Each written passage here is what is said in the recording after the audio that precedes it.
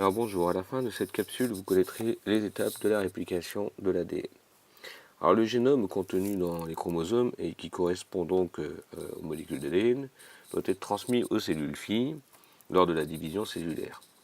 Et pour ça, il faut que la molécule d'ADN doit être répliquée et ce processus de réplication se fait, je vous le rappelle, pendant la phase S du cycle cellulaire. C'est la raison pour laquelle, sur ce graphique, vous pouvez noter que l'on passe d'une quantité Q à une quantité 2Q d'ADN. Alors, lorsqu'une cellule se divise, pour donner deux cellules filles, il faut que l'ADN de ces cellules filles soit l'exacte réplique de l'ADN des cellules mères. Alors, la réplication est semi-conservative. Ça veut dire quoi? Ça veut dire que pendant la réplication, il se produit une séparation des deux brins de l'ADN parental et simultanément, une copie de chacun des brins parentaux sera faite pour donner un jeune brin qui restera lié au brin parental. Donc du fait, eh bien, on considère que la réplication est semi-conservative parce que finalement, dans les cellules filles, eh bien, il y aura un des deux brins de l'ADN qui provient de la cellule mère. Ce concept a été démontré par les expériences de Mendelssohn et Stahl en 1957. Alors les principes de base de la réplication. Il y a au moins 4 principes qui sont nécessaires à bien intégrer pour faire la suite. C'est que la réplication se fait toujours dans le sens 5' vers 3'. La synthèse des nouveaux brins se fait toujours dans le sens 5' vers 3'. Deuxième information importante, il faut que la réplication fonctionne selon le principe de la complémentarité des bases. En effet, en face d'un A, d'une adénine, on mettra toujours une thymine. En face d'une guanine, on mettra toujours une cytosine et inversement. Troisième concept, il faut que la réplication se fasse selon le mode antiparallèle. C'est-à-dire que si un brin est dans le sens 5' vers 3', eh bien le brin complémentaire sera dans le sens 3' vers 5'. Et enfin, il faut disposer d'enzymes qui sont spécialisées dans la synthèse d'ADN. Et nous verrons qu'en fait, les enzymes sont nombreuses pour pouvoir réaliser cette fameuse réplication. Alors la réplication est initiée en un seul point chez les prokaryotes et en plusieurs points chez les eucaryotes. Ici, vous avez la représentation donc de plusieurs œils de réplication. Donc en fait, ces plusieurs points de réplication, on est plutôt sur une réplication chez les eucaryotes. Quoi qu'il en soit, chez les prokaryotes, par exemple, il s'agit généralement d'une séquence de plusieurs centaines de nucléotides qui sont généralement riches en A et T de façon à faciliter la dissociation. Chez les eucaryotes, les séquences sont moins consensus et plus difficiles à rencontrer. La réplication est un phénomène qui est continu pour des brins. Dans ces cas-là, on l'appelle le brin avancé. La réplication est discontinue pour l'autre brin. On appelle ça le brin retardé. La propagation de la réplication se fait à une vitesse de 1000 nucléotides par seconde. Alors à partir du point d'origine de la réplication, la synthèse s'étend dans la même direction pour les deux brins d'ADN. Alors un problème dès lors va se poser pour l'un des deux brins. C'est le cas du brin retardé. Comment la synthèse de ce brin peut être à la fois se produire dans le sens 5', 3', dans le sens de la polymérisation de l'ADN, tout en respectant le sens de propagation de la réplication sur le brin retardé. C'est donc une problématique. La solution, c'est que la synthèse est discontinue. Il y a une synthèse de petits fragments d'ADN à reculons par rapport à l'avancement de la fourche de réplication. Et chaque petit fragment est donc bien synthétisé dans le sens 5' vers 3'. Alors la réplication nécessite dans un premier temps la séparation de deux brins d'ADN. Ça, c'est possible grâce à une enzyme qu'on appelle l'hélicase. L'hélicase est capable de séparer, de couper les liaisons hydrogènes et de séparer les deux brins. L'hélicase est une molécule qui donc consomme de l'énergie et consomme de l'ATP pour arriver à réaliser ce type de travail. On la voit ici, elle est bleue et elle sépare bien l'ADN en deux fragments, deux brins d'ADN. Un qui va servir donc de brin avancé et puis l'autre qui va servir de brin retardé. Voilà, donc le problème c'est que cette hélicase, lorsqu'elle fonctionne, eh bien elle sépare deux brins et les brins d'ADN qui sont tout nus, eh bien, ce sont des brins d'ADN qui sont fragiles et très sensibles notamment à des enzymes qui sont capables de dégrader ces brins d'ADN qui sont simples brins, qu'on appelle les DNases. Donc pour les stabiliser, pour les protéger, eh bien, il existe des protéines qui stabilisent, protéines stabilisatrices. Alors il faut savoir que l'ADN polymérase, donc on verra juste après, n'a pas d'initiative, n'a pas d'esprit d'initiative. Et donc elle n'est pas capable de commencer la synthèse d'une chaîne, d'un brin d'ADN. Et donc pour ça, elle a besoin de quelques nucléotides pour commencer sa synthèse au niveau de l'extrémité 3'. Et ceci est possible grâce à la présence de petites amorces d'ARN qui sont synthétisées donc au début de chaque nouveau brin. Donc pour le brin avancé, eh bien vous avez une séquence d'ARN qui est synthétisée et qui va servir d'amorce.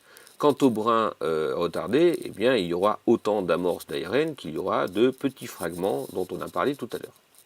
Ces séquences primer sont synthétisées par une enzyme qu'on appelle une primase qui synthétise les ARN toujours dans le sens 5' vers 3'. Alors ensuite, vous avez une ADN polymérase. Accessoirement, c'est l'ADN polymérase 3 chez les prokaryotes et elle porte un autre nom, un autre numéro, généralement une lettre grecque chez les eucaryotes. Et cette ADN polymérase elle a des facultés, c'est qu'elle est capable de synthétiser l'ADN toujours dans le sens 5' vers 3' et de façon continue dans le brin avancé. Donc vous voyez ici, sur ce brin avancé, là, vous avez la synthèse de façon continue de ce brin. Donc là, on montre bien là, dans le schéma, vous avez votre hélicase qui est ici, vous avez votre polymérase qui est ici, et vous voyez qu'elle prend en charge le brin, hein, donc simple brin, et puis que par derrière, eh bien, elle va vous doubler, elle va synthétiser le brin complémentaire et de façon antiparallèle. Par contre, qu'en est-il pour donc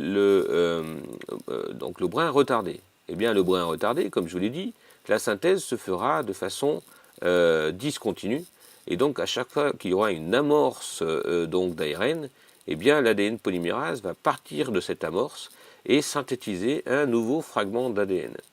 Et chacun des fragments d'ADN qui sera synthétisé s'appelle fragment d'Okazaki. Voilà.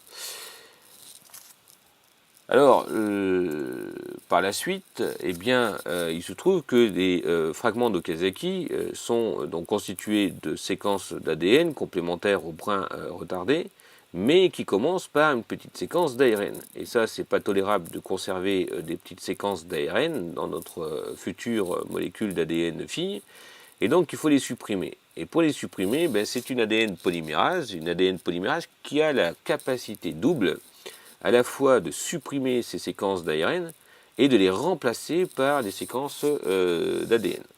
Donc voilà, c'est la polymérase 1, donc chez les prokaryotes. Elle porte un autre nom chez les eucaryotes, mais peu importe. Et donc du coup, elle va s'atteler à éliminer ces amorces d'ARN.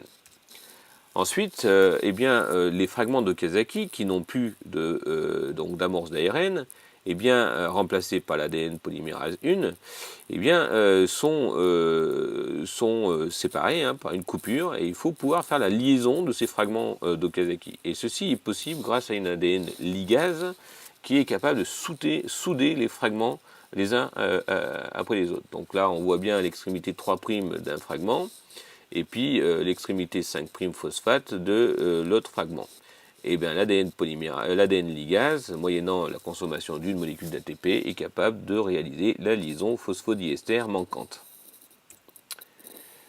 Alors petite remarque, eh bien l'extrémité qui est au niveau du brin avancé, notre fragment d'ARN, lui, n'est pas éliminé. Il ne sera pas éliminé parce que l'ADN polymérase 1 n'a pas moyen de s'agripper et de supprimer ce fragment d'ARN. Alors néanmoins, il sera quand même supprimé, mais au détriment de la perte d'un bout d'ADN. Et ce qui va se passer, c'est qu'à chaque fois qu'il y aura une division cellulaire, eh bien l'extrémité de l'ADN, ce qu'on appelle les télomères, vont se raccourcir. Et en fait, plus les télomères seront courts, et plus ça témoigne du nombre de divisions qu'aura subi la cellule mère. Et donc, plus elle aura subi de divisions, plus le télomère sera court, et donc après, les cellules ne se divisent plus et vont rentrer dans un processus de mort cellulaire programmée. Alors, dans les acteurs de la réplication, je vous l'ai dit, l'hélicase génère des surenroulements. C'est-à-dire que l'hélicase va séparer les deux brins Et à la manière, comme vous pouvez le remarquer ici, c'est un processus qui a été étudié par Jérôme Vinograd. Eh bien, à chaque fois que vous séparez les deux brins, vous générez en amont des super enroulements. Et donc, en fait, ça, c'est pas possible parce que plus il y aura de super enroulements, plus l'hélicase va se retrouver face à des nœuds et ne pourra pas progresser dans son travail. Et donc, il existe une enzyme qu'on appelle une topoisomérase qui, à la manière d'un chiropracteur, va donc s'atteler à supprimer ces surenroulements. Alors, il existe plusieurs types de topoisomérases, mais enfin, pour retenir, vous retiendrez que ces topoisomérases vont supprimer les surenroulements qui sont générés par l'hélicase. Alors, le problème, c'est mais comment l'ADN polymérase peut-elle à la fois synthétiser dans le sens de propagation de la fourche de réplication, mais en même temps dans le sens inverse pour le brin retardé? Alors, la seule explication, c'est que, on voit bien ici l'ADN qui est pris en charge par l'hélicase, on voit bien ici le brin avancé, et puis on voit bien que dans le brin retardé, il y a la formation d'une espèce de boucle. Et en fait, schématiquement, alors ce schéma, vous ne serez pas amené à le reproduire, rassurez-vous, mais enfin bon, c'est simplement pour vous expliquer que ceci a été donc démontré. C'est un modèle qui a été démontré en 1988 par Kornberg, selon lequel l'ADN polymérase, qui est un dimère complexe, qui va contenir notamment 2 sous-unités catalytiques, va avancer dans une direction avec une sous-unité synthétisant le brin avancé et l'autre le brin retardé. Et le brin parental matrice du brin retardé formerait une boucle autour des sous-unités de l'ADN polymérase. Voilà, bon courage.